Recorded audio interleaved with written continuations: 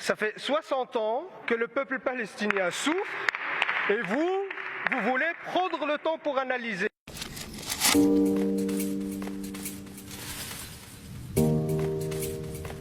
Monsieur le ministre, mardi après-midi, le président américain Donald Trump et le Premier ministre israélien Benjamin Netanyahou ont présenté le deal du siècle, un plan de soi-disant de paix, qui est en réalité un plan d'annexion, qui s'assoit sur le droit international et qui bafoue 66 résolutions de l'ONU.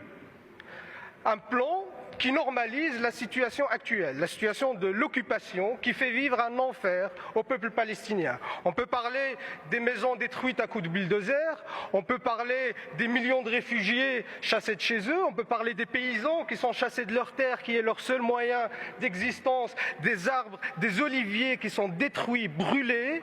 On peut parler des bombardements répétés à Gaza qui ont fait des milliers de morts avec un tiers d'enfants. On peut parler de ça toute l'après-midi, il y en a plein. Dans ce plan, qu'est-ce qu'on propose à ces Palestiniens? On leur demande d'accepter la situation, que rien ne va changer, que ça va continuer comme ça, et qu'ils sont condamnés à vivre dans un état d'apartheid. Le mot apartheid, il ne vient pas de moi.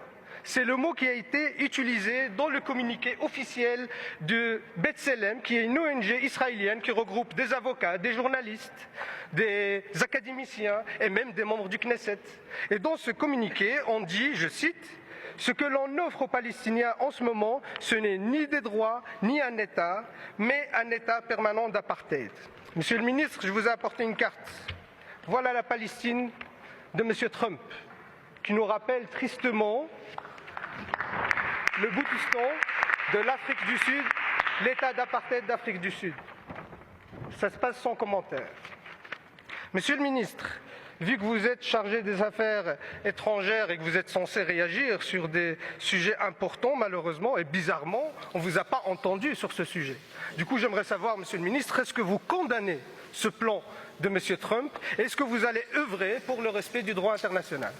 Ce conflit ne doit pas être géré, il doit être résolu, mais ni par une approche unilatérale, ni par la politique du fait accompli, mais bien dans le cadre d'un système multilatéral dont la communauté internationale s'est dotée depuis 1945 pour encadrer les relations entre ses membres. Ça fait 60 ans que le peuple palestinien souffre et vous voulez prendre le temps pour analyser. Analyser quoi? Analyser ce que j'ai décrit, que ce plan ne fait que légitimer la situation actuelle, qui est catastrophique pour le peuple palestinien. Vous voulez œuvrer pour la paix, monsieur le ministre. Si vous voulez œuvrer pour la paix, faites en sorte qu'on respecte le droit international. Pour faire respecter le droit international, il faut mener des sanctions contre l'État d'Israël. Pourquoi cette hypocrisie? Pourquoi ce deux poids deux mesures? Quand c'est d'autres pays qui bafouent le droit international, vous êtes les premiers à courir et aller leur dire et aller leur faire des sanctions et aller faire des condamnations. Mais quand ça concerne le peuple palestinien, quand ça concerne Israël, les États-Unis, là, puisque c'est nos alliés, c'est silence radio. Vous voulez prendre le temps. Il est déjà trop tard, monsieur le ministre. C'est maintenant qu'il faut prendre des décisions.